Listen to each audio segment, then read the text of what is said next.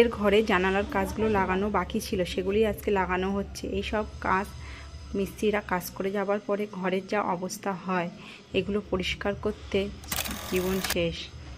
দেখো কাজটা কেমন হয়েছে তোমরা বলো। কথায় আছে না, বাবা মার ঘরে জন্ম নিয়েও পরের বাড়ি যেতে হয়। তাই তো মেয়েদের জীবন ধন্য হয় পরকে আপন করে। একটুখানি সুখের জন্য সাজতে হয় ঝি, কষ্টে যদি ছটপট করি তাতে পরের মায়ের কি। এটাই মেয়েদের জীবন। যতই কষ্ট হোক না কেন, যতই শরীর খারাপ থাকুক না কেন, কাজ তোমাকে করতেই হবে।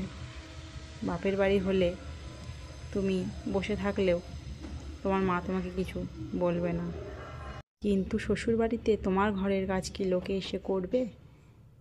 তোমার কাজ তোমাকেই করতে হবে।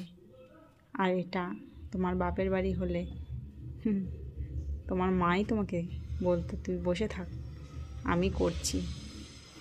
এরই নাম মা। মা মাই হয়, মা সবাই হতে পারে না। দেখো ঘর বাড়ি আমাকে কিভাবে পরিষ্কার করতে হচ্ছে। এইসব কাজ করে গিয়েছে, এখন সব নোংরা পরিষ্কার করতে হচ্ছে আমাকে। আমার ঘর বাড়ি পরিষ্কার করা হয়েছে। কেমন হয়েছে বন্ধুরা তোমরা জানিও। Tata bye.